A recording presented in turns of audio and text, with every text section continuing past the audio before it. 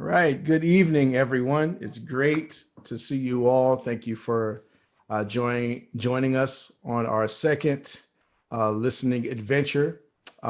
Before we get started, I got to give a special shout out to our president, Ron Daniels, who may be on here now. If not, that's cool. I'll do it again later. But thank you for joining us. I also want to give a shout out to anyone that is joining in for the first time. We had a fantastic session a little while ago, and I hope that you got something out of that session.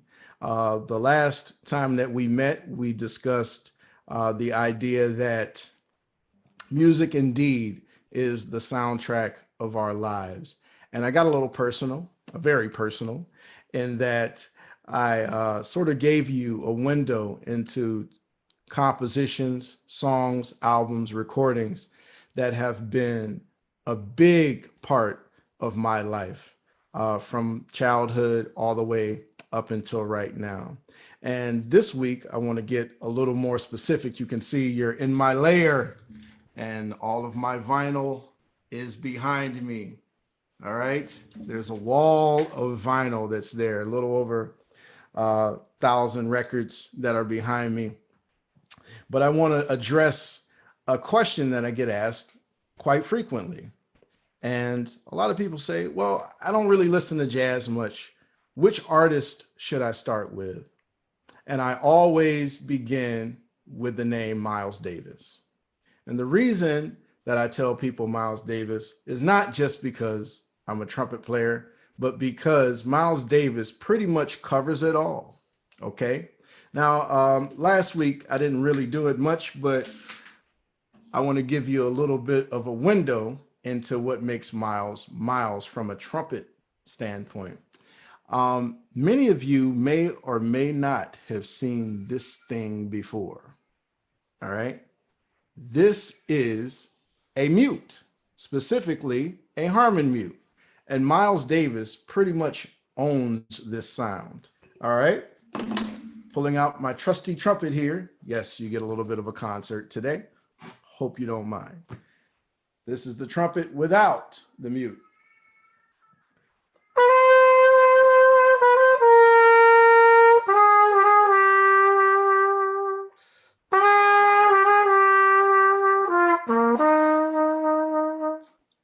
And this is with it.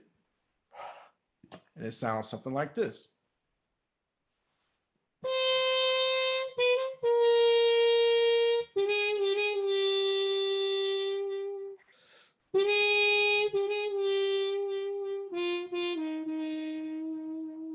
Now, when you hear that sound, most of you automatically hear Miles Davis. Miles Davis made that sound extremely popular. So I'm just going to go ahead and finish that song out for you. And then we'll dive into some of the tracks that I recommend folks listen to regarding Miles Davis. The composition is entitled, I Fall in Love Too Easily. I Fall in Love Too Easily.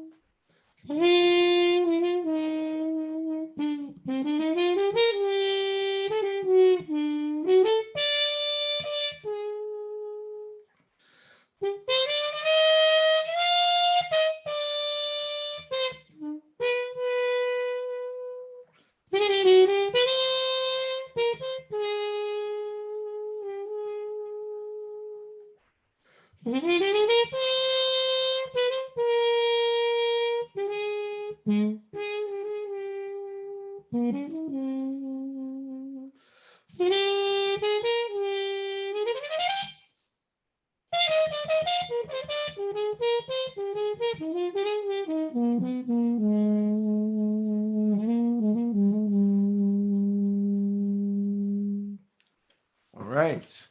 So that's a little bit of the sound that Miles Davis puts out there into the universe. And it's consistent from the beginning of his career up until the end.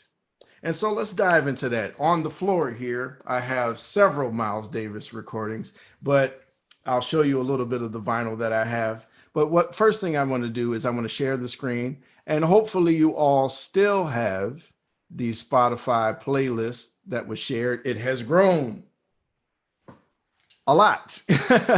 And what I want to do is just kind of take you through a little bit of a journey of Miles Davis's career. It's important to note while listening to Miles Davis that Miles changed with the time. So whatever was popular sonically in this country, he went with it. Also, he had a knack for putting folks in different types of scenarios, or scenarios that you wouldn't normally sort of hear them in. And that's from the beginning of his career. And I always like to start these types of sessions with this particular album, Miles Davis. It's actually called First Miles, the album that it comes from. And that's his first recording. And on that recording, he has his mentor, Charlie Parker, all right? But Charlie Parker, who is known for playing the alto saxophone, is not playing the alto saxophone on this album. Miles Davis was smart enough to say, everybody's heard Bird. Let's give him a little different version of Bird. And so you hear you hear Charlie Parker on this album playing the tenor saxophone. And it is the only recorded example of Charlie Parker playing the tenor saxophone. So check out Miles Davis's composition entitled Milestones, which is actually one of the only tunes that Miles ever wrote. Let's check it out.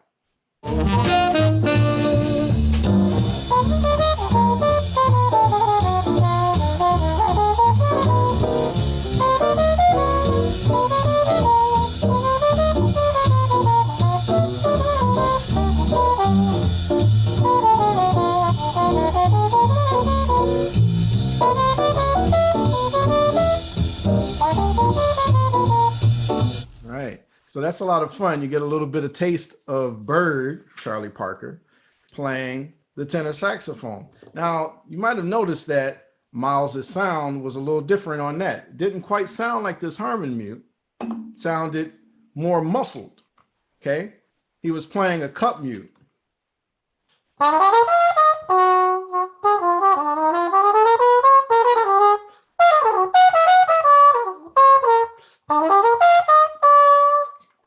Okay, so you can hear that sound, very different sound, sort of nostalgic. And he loved that sound early on because it was much like a sound that his mentor, Dizzy Gillespie, loved. In fact, Miles Davis sounded a lot like Dizzy Gillespie early on in his life. A lot of people don't think that, but he does. And I want to play a little bit of an example of that, of a live concert that he did with Tad Dameron's band, playing a tune called Good Bait. And this was done, I believe, in Paris, Paris Festival. And check out how Miles Davis sounds on this. Sounds a lot like Dizzy. Check it out. For our next selection, we'd like to play an original by Tad Dameron, Good Bait. Listen closely because you can hear some of the personnel.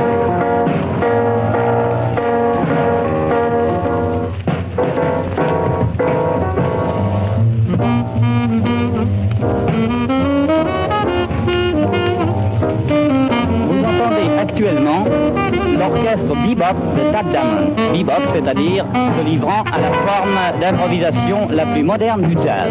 Cet orchestre est composé de Tad Dameron, un des pianistes de l'école moderne, Miles Davis à la trompette, James Moody, ancien saxophoniste ténor du fameux Gillespie, notre ami Kenny Clark à la batterie et Spilla à la basse.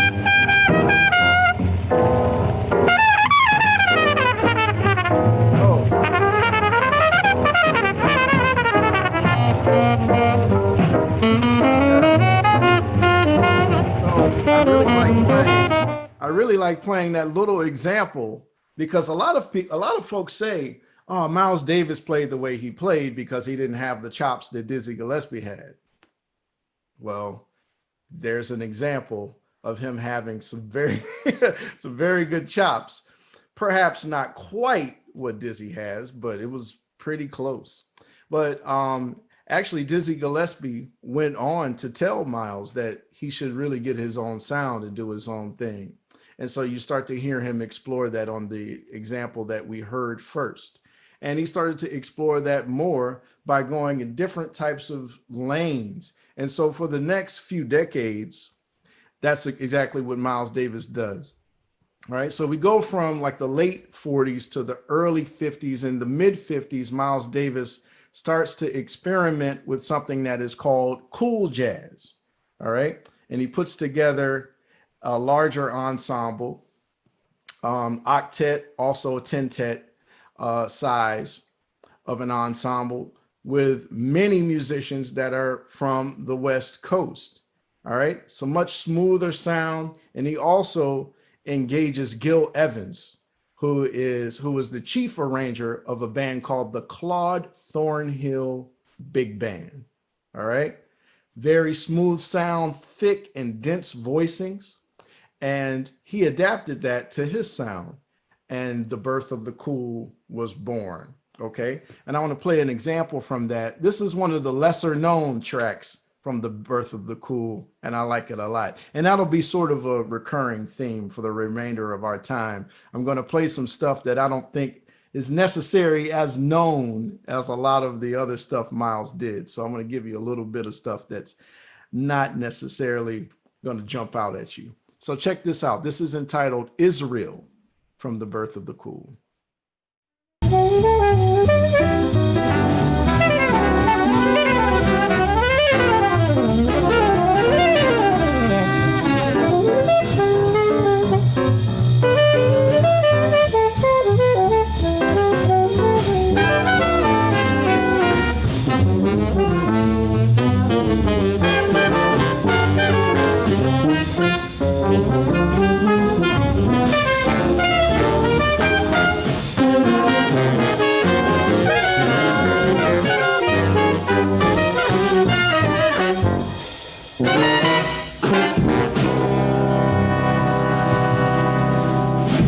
Yeah, so you can see, or you can hear rather, that the arrangement is much more dense, much more complicated, but it's sort of chill, which speaks to the magic of Gil Evans. And they would continue that relationship for several years. And I'm going to explain that a little bit later. Our good friend Fritz here in the chat asked a good question. And the question is it harder to play with a mute than it is open?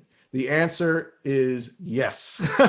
It is harder. So imagine having a straw, blowing through the straw, right? Pretty free blowing air experience.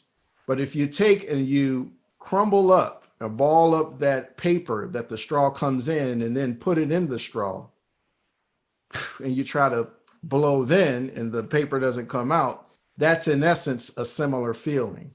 Okay. So it's like playing against more pressure, which is a lot more difficult to do. So that actually speaks a little bit more to my point that Miles Davis was an incredible trumpet player, because he played with the mute pretty much 50% of the time that he recorded in certain periods. So that's pretty amazing. So we go from the Birth of the Cool, and Miles Davis signed a contract with a company called Prestige. Okay. And he was with Prestige for a time, but then the big elephant in the room in the recording industry, Columbia Records, came and offered Miles a recording deal. Now, Miles Davis being Miles Davis, he said to Columbia, well, I got to finish my obligation. Well, guess what Miles Davis decided to do? He finished that obligation in 2 days. He recorded 4 albums back to back. Those albums are called Workin', Steamin', Relaxin', and Cookin'. And those albums pretty much give you a window into Miles Davis's first great quintet. And that quintet consists of the musicians John Coltrane on tenor saxophone. It consists of Wynton Kelly, Red Garland on the piano, one of the two. Philly Joe Jones on the drums, and Paul Chambers on the bass. That is the first great Miles Davis quintet. And the theme is a tune that they played quite frequently. So I want to give you an example of that. Check it out.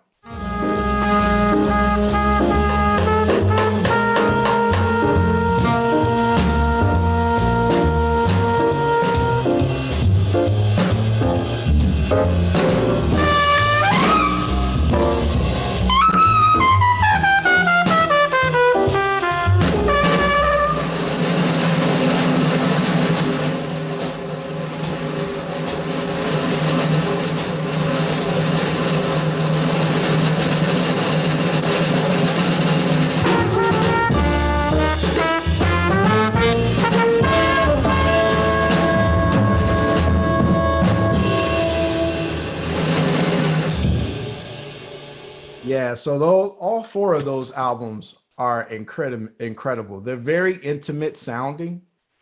They were all in one room playing. There are no edits on the entire album. In fact, you can hear a little bit of how loose it was on this next track. This is If I Were a Bell. Check this out. You can hear Miles's voice at the beginning. I'll play it and tell you what it is later.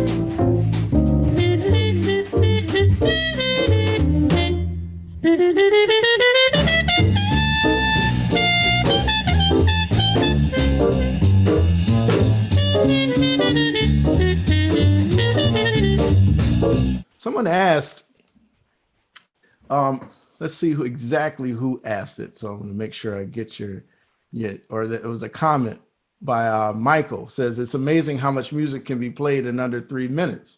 That's right. 3 minutes of time, well curated, can go a very long way. Very important to recognize. Also, some folks were asking, how were Mark was asking, how are the tunes put together? A lot of them were just American popular song standards from Broadway shows that Miles Davis would literally in the moment just kind of say, play it this way, play block chords on the piano. He would say, Rudy, and that's a Red Garland. That's what he called Red Garland. Rudy, play block chords. So it'd be, instead of playing a singular line on the piano as an intro, he would literally just play chords. So that was Miles just basically being a musical director in the moment and putting these wonderful tracks together. 4 entire albums in 2 days' time. It's amazing. And so we move ahead to this period, which is one of my favorite periods, Miles Davis. The period in which he does Miles Davis with Gil Evans plus 19, Sketches of Spain. Hopefully you can see that, Sketches of Spain. And my favorite, of course, Porgy and Bess. And he did all of these albums with his good friend, Gil Evans. He pretty much just followed Gil's compositional skills. And Gil Evans reimagined these shows in such a profound way. I'm making sure I don't roll over my own vinyl here. He imagined these recordings and these tracks in such an amazing way that Miles just pretty much followed him. And we could hear it on this next example from Porgy and Bess. To me, this is the greatest track on the album.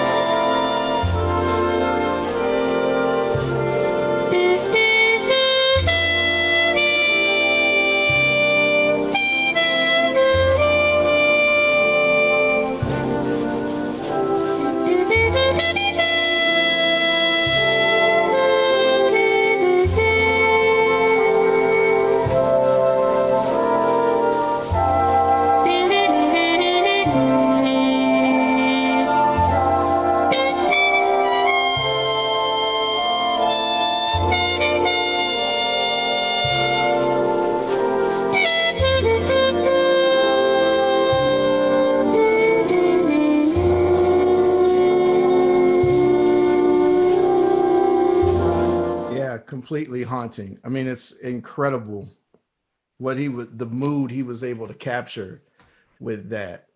We have a question from William Reed. Yes, said Miles had sickle cell disease. Can you tell us anything to help us understand what this may have meant to his life and his music? I'm pretty good friends with Vincent Wilburn, who is Miles's nephew and is in control of Miles's estate. And he often would talk about how Miles would get these urges to box. He was really into boxing, and Miles was really into just sort of a holistic approach to eating. He didn't eat much junk food, things like that. And it was because of that sickle cell. Now, of course, there's stories of Miles having various bouts with drug addiction over time, but there are several times that he did the opposite. I guess that's his Gemini nature. Miles Davis being born, I think it's May 24th. I'm pretty sure it's either May 24th or May 26th, one of those. But Miles would swing in opposite directions a lot of times. Sometimes he would be extremely healthy, like in the 70s. In the 60s, he was pretty much vegan. And then there were other times where, he would deal with substance abuses and things like that. So that's a little bit of a window. And someone also asked a question. Michael, did Miles ever explain what prompted him to cover Porgy and Bess? Was it the music, the history behind the story, or a combination of things? I don't necessarily know why he decided to cover these things. I think that Miles had an affinity for pop culture. I think Miles loved what was happening in the world. He loved whatever was new. Porgy and Bess was a big thing at the time, and it was something that was being reimagined. So he wanted to reimagine it himself. And as we continue to look at his music, we got some more to get to, but we're going to see that he was fascinated by what was going on around him. And so he continued to do that. Now, moving ahead, we have Miles Davis sort of moving into the next phase, the more modern phase of his playing. And he had a transition period with the albums Kind of Blue, which we all know, the album Milestones, Round Midnight, which is up there. You could check that out. It's on the list. But there's one specific album that I think should get a little bit more attention, and that is the album 7 Steps to Heaven. The album 7 Steps to Heaven transitioned Miles from the bebop, hard bop, cool jazz kind of phase of his playing into the more modern approaches that we're going to hear now. So I'm going to play a tune from this that is my personal favorite tune from 7 Steps to Heaven. And you could hear the transition beginning, different rhythms, different sounds, more modern. Check it out.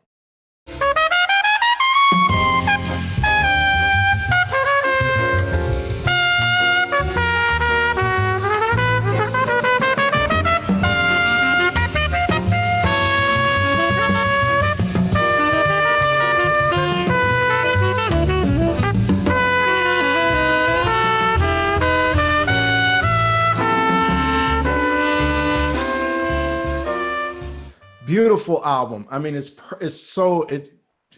I don't know how to describe it. And right around that time, Miles Davis did a few film scores. He was hanging out in France a lot for varying reasons. But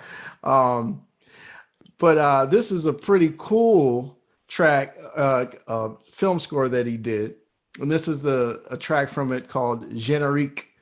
I'm not the greatest French speaking person, but that's what it's called. And this is from the film score, Ascensure. All right, that's coming up here.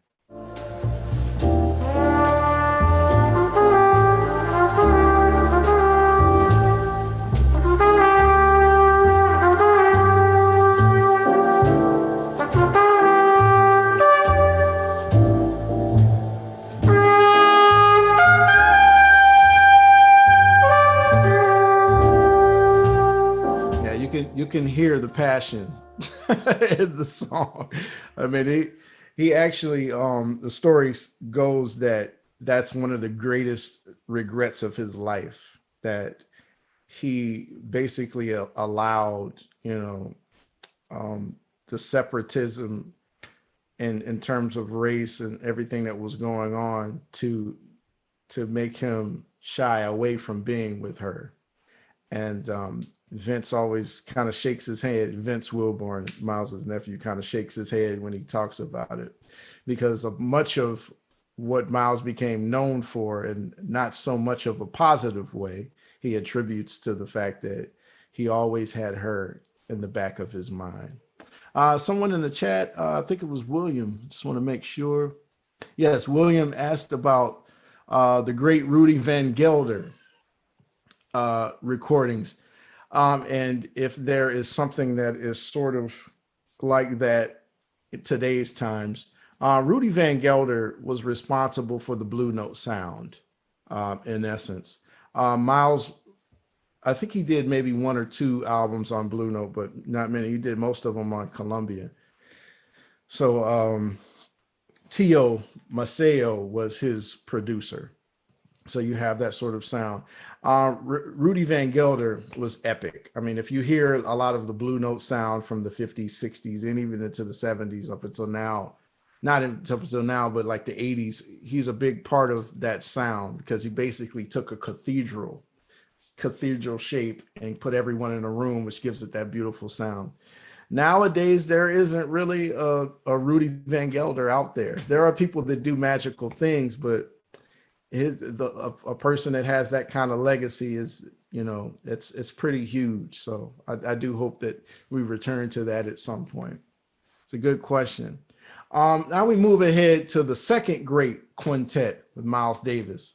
And I'm very fond of this quintet because I had the opportunity to play with these men, with the exception of one that has passed away, the great Herbie Hancock, the great Herbie Hancock on piano, Ron Carter on bass, Tony Williams, who has passed away, and Miles himself, of course, and Wayne Shorter on tenor saxophone.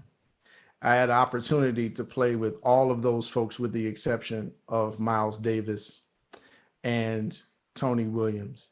And they basically said that when they were recording, they tried to expand the limits of harmonic thought. And one particular night, they actually said that they made a pact amongst themselves to play the opposite of their instincts, the literal opposite of their instincts. And they did an entire album that was like that. And that album is entitled Live at the Plug Nickel.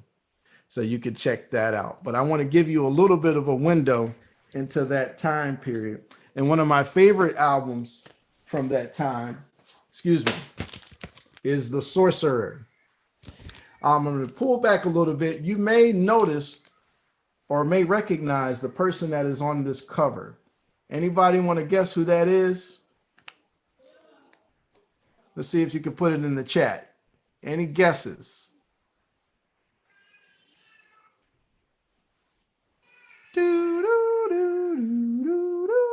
Yes, Cicely Tyson. That is Cicely Tyson. So Cicely Tyson and Miles had a relationship on and off from the late 50s up until he passed away. I had an opportunity to ask Cicely Tyson about that relationship, and she pretty much cursed me out. So, so it was not a lot of fun talking to Cicely about Miles. But I'm going to play a tune from that album. This is one of my favorite ones. It's called Fall.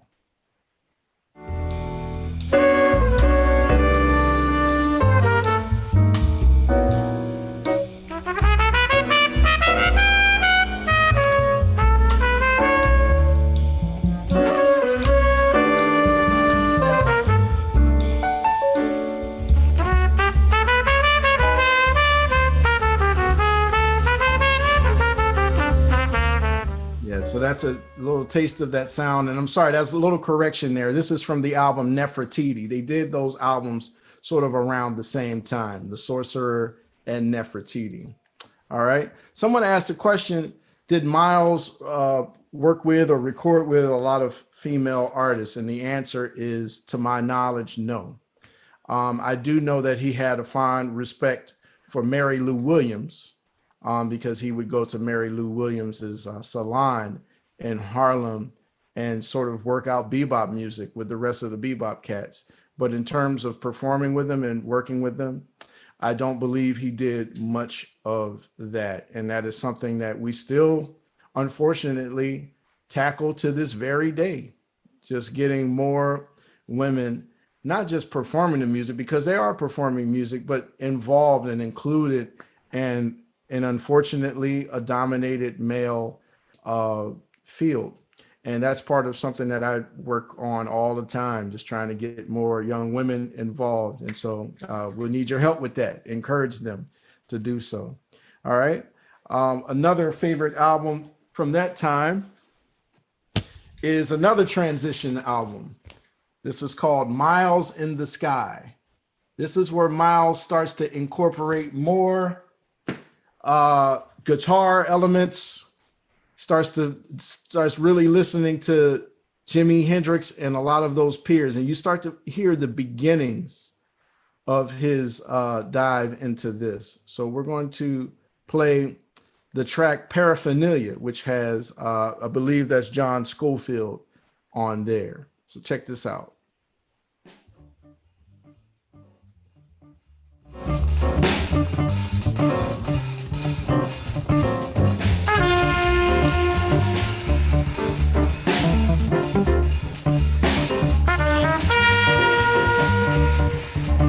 Excuse me, no, that's George Benson.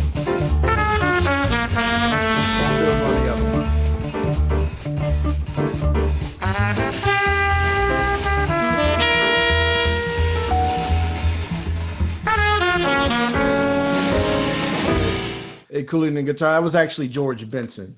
So sorry about that.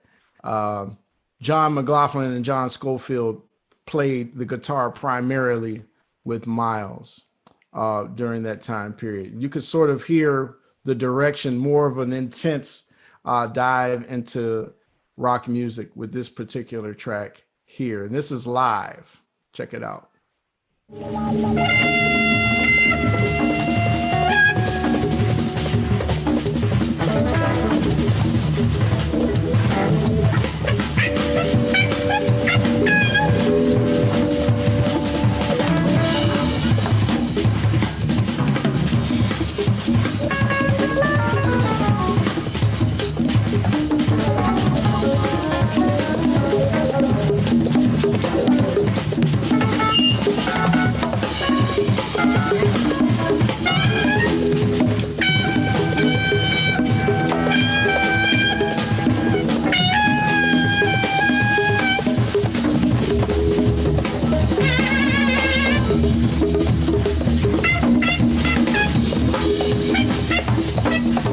Probably are hearing some sounds that sound similar to other bands from around that time period, specifically a band called Weather Report. All right. That is because Miles heavily influenced the music that would come in the 70s that is known as fusion music. Miles Davis really put a lot of those folks out there, Herbie Hancock, Again, John McLaughlin, John Schofield, Tony Williams had his own band that was pretty intense. Wayne Shorter, of course, would get together with the great bassist Jaco Pastorius and Joe Zavino, pianist, and they would form Weather Report. So you're hearing a lot of that. Now in the 70s, there was a period of time where Miles Davis didn't record anything. They call that the dark period. It was about 4 or 5 years and he did nothing, but literally just kind of chill. And some folks think that he was just recovering at that point from a little bit of a relapse. Okay. So we move ahead into his time in the 80s, where he joined up with the great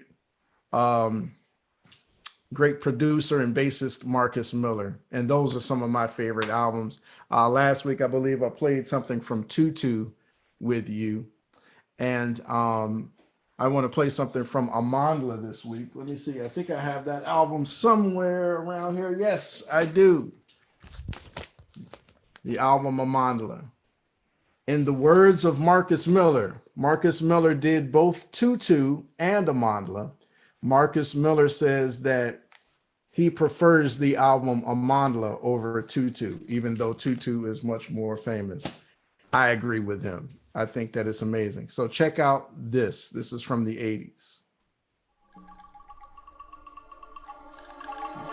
Lots of sounds.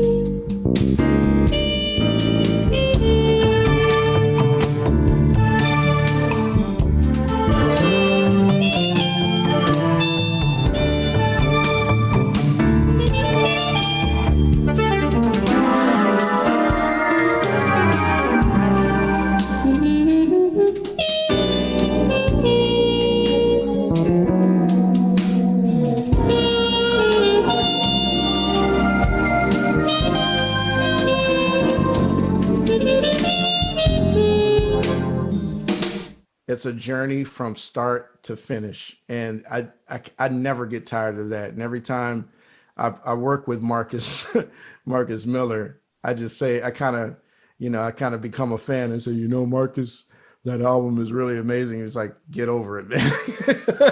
Let's play. So really fantastic album. Towards the end of Miles's life, he stayed with the time, and he did an album called Doo Wop, which included hip hop artists and producers. All right. So right until the very end, he was checking out what was happening. Somebody said, he did it for monetary reasons. Miles was rich. He actually owned real estate in varying parts of the country. He still has a lot of real estate in Los Angeles. Miles was smart enough to invest his money early on. And he also came from a rich family in St. Louis. Probably the most wealthy, I believe they were the most wealthy Black family in around St. Louis at that time. So he had money. So I'm not quite sure if that was his motivation. I think his motivation was mainly because he just wanted to stay relevant and he wanted to stay with the times, including this next track, which is called Fantasy on Doo Bop. Check it out.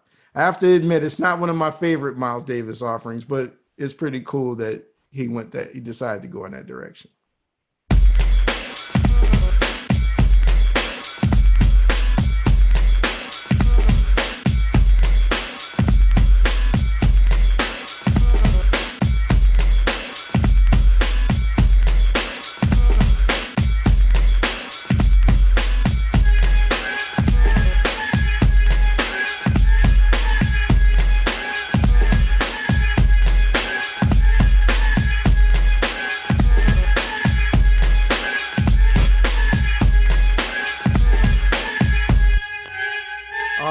Pretty exciting. Have a couple questions I want to address. I know we're running out of time.